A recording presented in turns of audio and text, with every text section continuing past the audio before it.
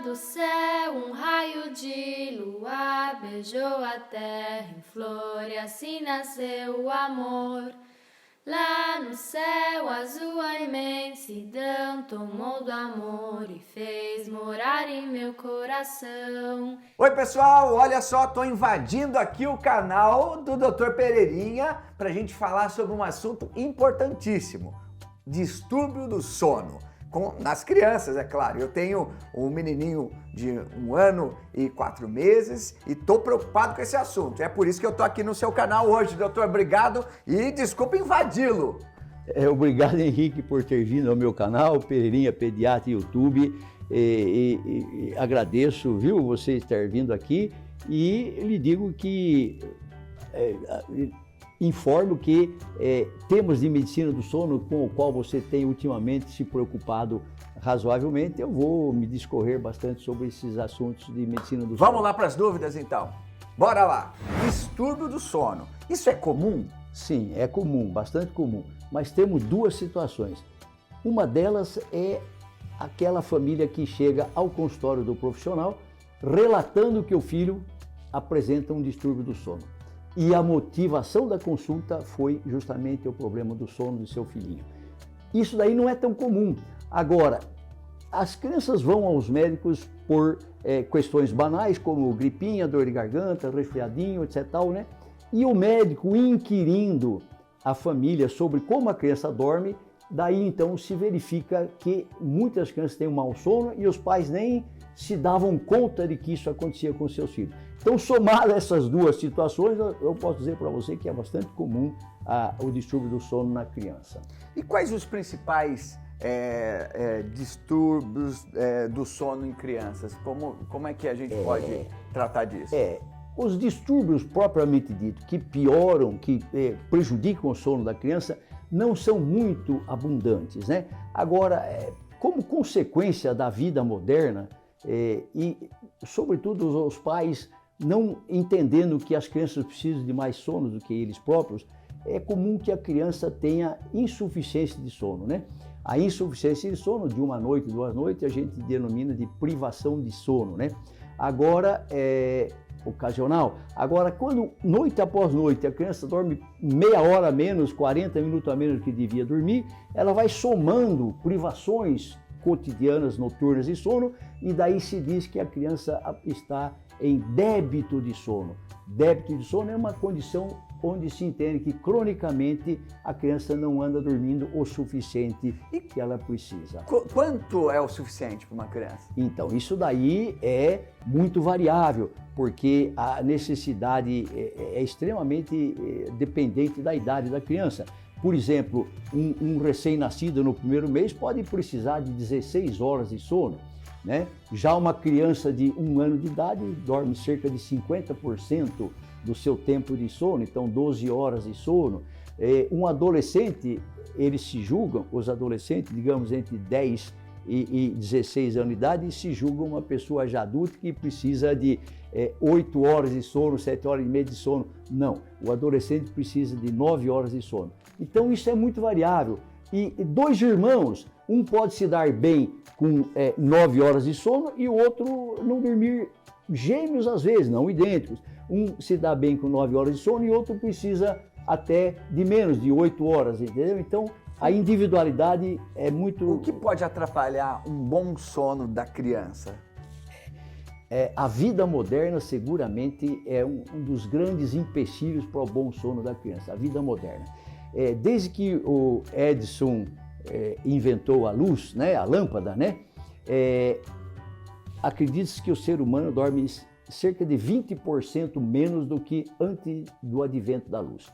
E não é só porque a luz bloqueia um pouco a produção da melatonina, que é o hormônio que é liberado na escuridão, é denominado hormônio da escuridão. E a luz diminui a produção desse hormônio e dificulta então o ter sono. Mas a luz, ela é significativamente um problema para o sono, porque ela facilita a execução de atividades, quer de lazer, quer laborais, quer de estudo no caso da criança, que antes não eram viáveis porque não havia luz. Então, ler um livro, assistir uma televisão, fazer um serviço na cozinha, preparar alguma coisa, você entendeu? Tornou-se viável, né?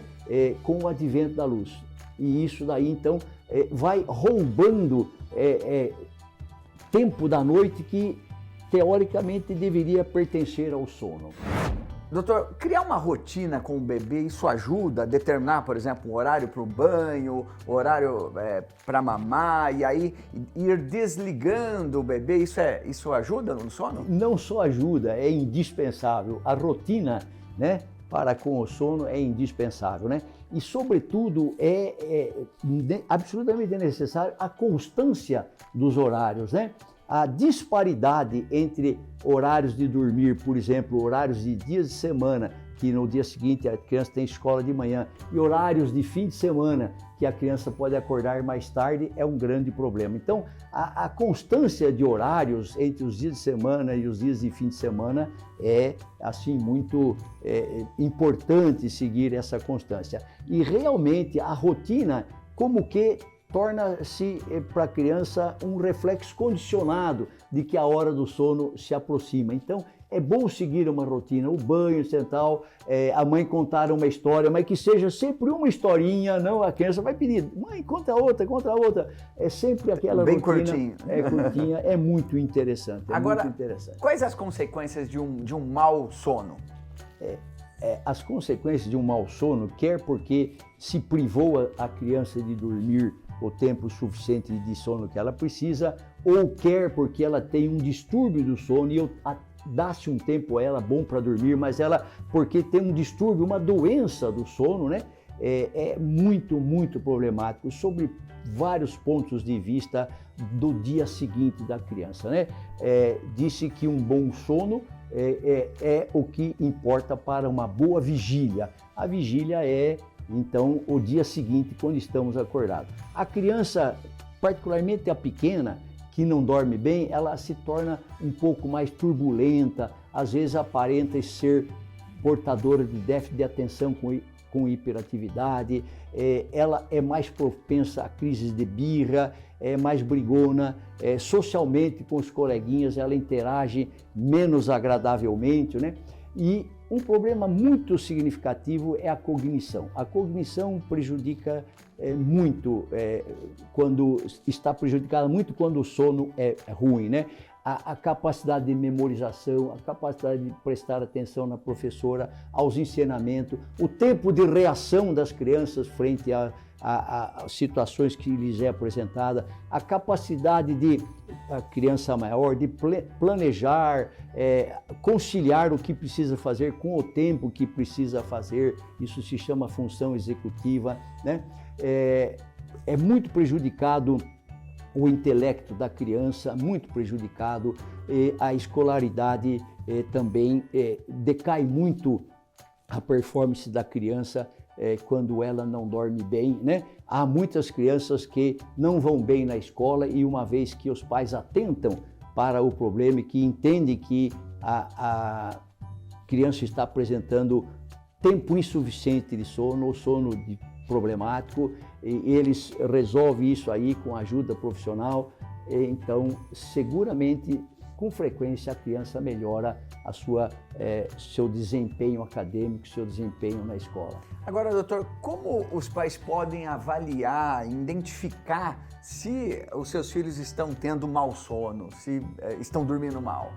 Essa é uma pergunta interessante. E nunca na noite, antes da criança ir para a cama.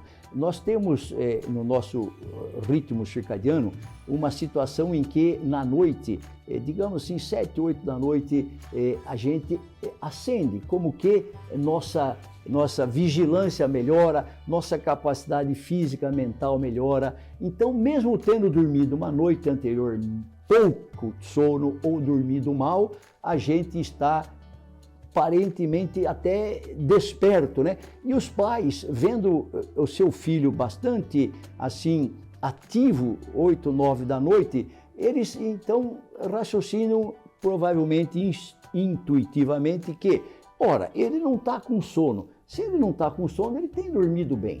Acontece que sabe-se que uma criança não dormiu bem quando a gente tem dificuldade para acordá-la no dia seguinte. É no dia seguinte, de manhãzinha, que quando se percebe que a criança não dormiu bem. Durante a noite, antes de ir para a cama, a pessoa está acesa, a criança está acesa, o adulto, o adolescente está ligado, dando a entender que está tranquilo com as suas quantidades de sono que tem toda a noite. Mas no dia seguinte de manhã, para tirar a criança da cama é uma dificuldade, chacoalha essa criança, a criança revira para um lado, revira para o outro. Quando a muito custo a mãe consegue tirar a criança da cama, a criança sai que nem um zumbi assim, né, andando assim molemente, senta no café, não costuma ter muito apetite nesse instante, não quero tomar o café, como lanche na escola. Então no dia seguinte, não ter facilidade para acordar uma criança, ela não se espertando rapidamente, é que daí então a gente conclui que ela ou dormiu pouco para o que ela precisa normalmente para dormir, ou que ela então tem um distúrbio do sono e que, apesar de ter ficado bastante tempo na cama, o distúrbio do sono, doencinha do sono, a impediu de dormir bem. De manhã, ao acordar uma criança, é que se sabe se ela está dormindo bem ou não. Acordou com facilidade, espertinha, já animada, quero tomar meu café, ou então já vai andando, vai escovando o dente e tal, essa criança dormiu bem e também em tempo suficiente de sono. Mas se ela é muito difícil tirar da cama, alguma coisa está errada ou com o tempo ou com a qualidade do sono que a criança teve.